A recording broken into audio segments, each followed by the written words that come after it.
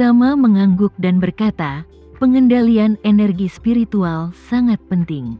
Di masa depan, penggunaan energi spiritual untuk menggerakkan mantra atau formasi semuanya akan bergantung pada pengendalian energi spiritual dengan pikiran. Kamu bisa berlatih lebih banyak. Saat kamu menjadi lebih mahir, aku akan mengajarimu cara menggunakan energi spiritual untuk menggerakkan formasi. Saat itu, aku akan memberimu senjata ajaib yang bisa digunakan untuk menyerang. Nanako berkata dengan serius sambil mengangguk dan tegas. Jangan khawatir, aku akan berusaha sekuat tenaga dan tidak akan pernah mengecewakanmu. Tama tersenyum penuh arti dan kemudian berkata, Nanako, karena kamu telah menyadari kebenarannya sekarang, tidak perlu tinggal di sini untuk melanjutkan. Sekarang kamu sedang berlatih seni bela diri. Lebih baik berkonsentrasi melatih pengendalian energi spiritual.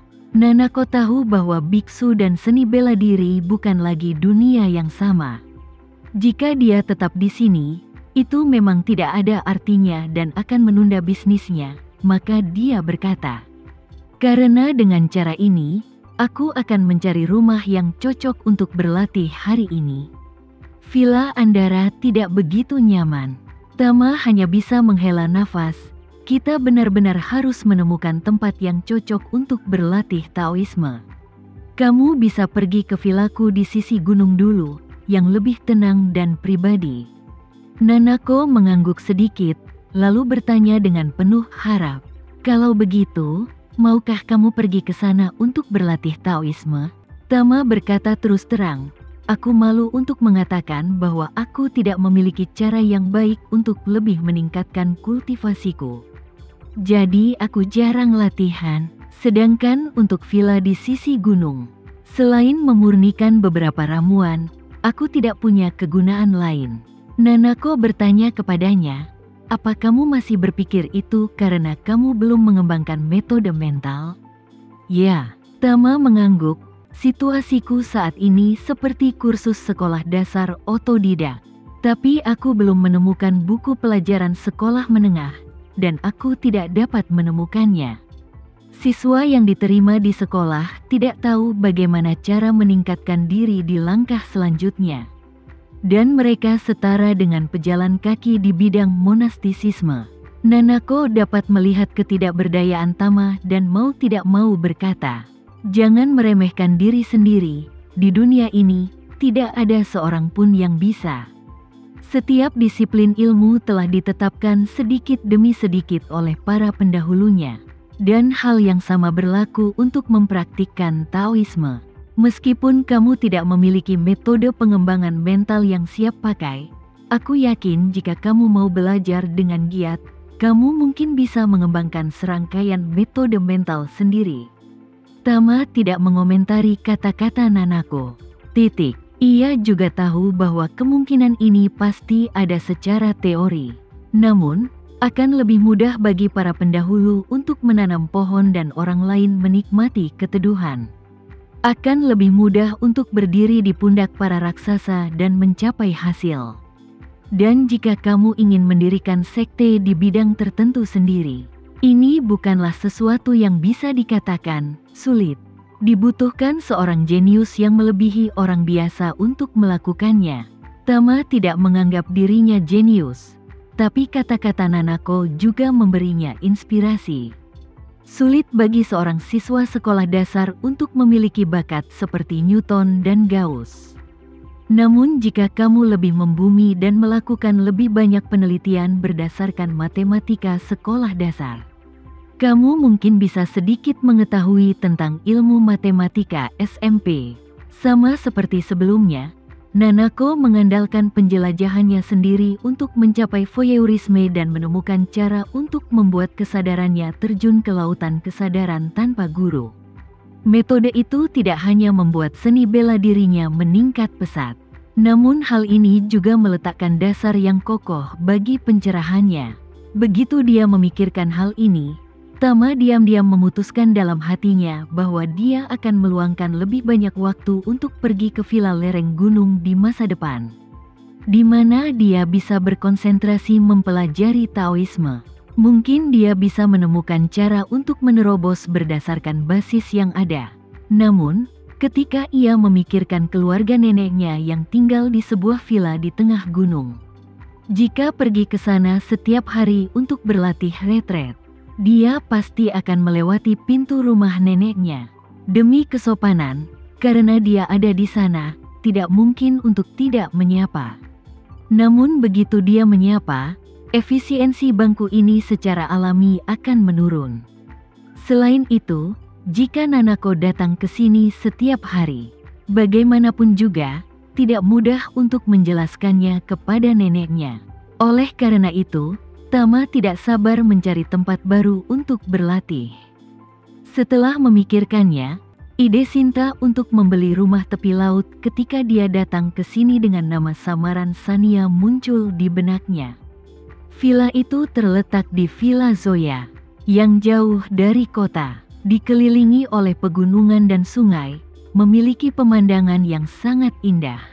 Dan belum banyak penduduknya sehingga relatif sepi. Apalagi rumah itu merupakan kombinasi dari dua villa. Tidak hanya memiliki bangunan yang sama dengan kedua villa itu sendiri, namun mereka juga memanfaatkan awal pelonggaran kebijakan dengan melakukan banyak penambahan untuk menggabungkan kedua villa tersebut menjadi satu. Area yang dapat digunakan sebenarnya setidaknya 3 ukuran sebuah villa. Sinta awalnya membeli rumah ini dan meminta istrinya membantu merancang dan merenovasinya. Sekarang sudah menganggur, lebih baik membeli rumah ini dari Sinta dan menggunakannya secara eksklusif untuk budidayanya sendiri di masa depan. Apalagi tidak banyak rumah tangga di Villa Zoya.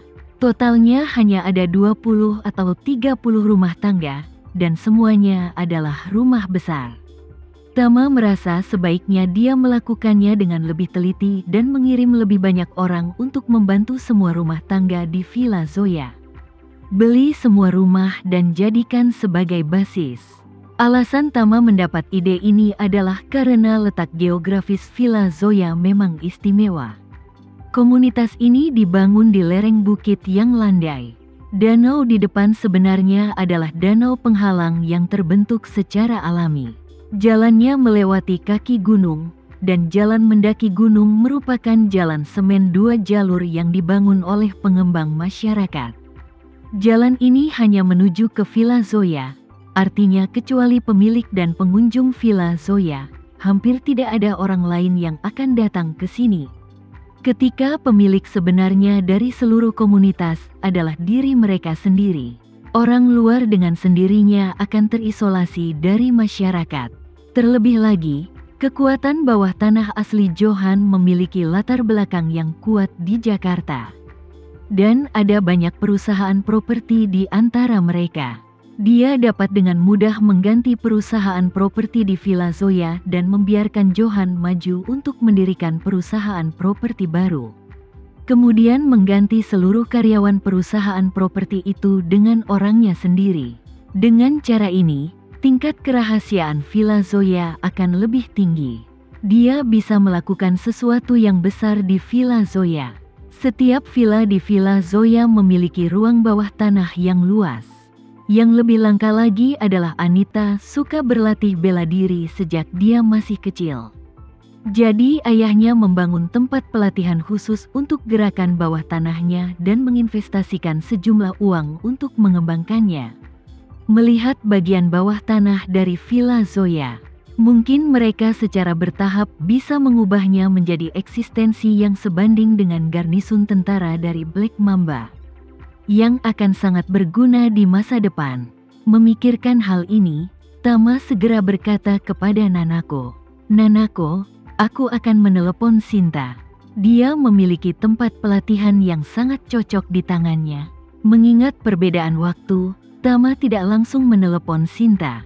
Namun memikirkan masalah ini bukanlah hal yang sulit bagi Sinta. Dia akan meneleponnya untuk berkomunikasi dengannya di malam hari dan mulai merencanakan tindak lanjut. Jadi, Tama berkata pada Nanako, "Nanako, menurutku, kamu tidak perlu kembali untuk terus berlatih bela diri.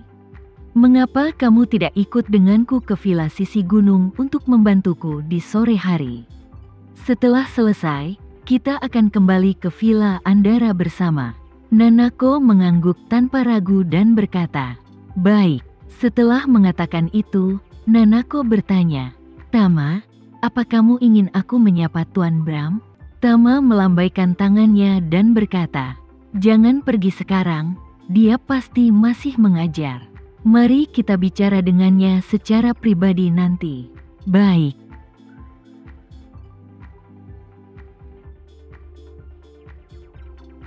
Sekian dulu ya video kali ini, kita lanjutkan lagi videonya di lain waktu. Oh iya, bagaimana menurut kalian? Semoga bisa sedikit menghibur kalian semua. Untuk teman-teman yang baru nonton, jangan lupa subscribe ya, hehehe. Dan kalau teman-teman ada yang ingin gabung langganan, bisa langsung gabung saja untuk dapat fitur yang menarik dan sedikit membantu Mimin. Terima kasih banyak sudah menonton, sampai jumpa lagi, bye bye bye.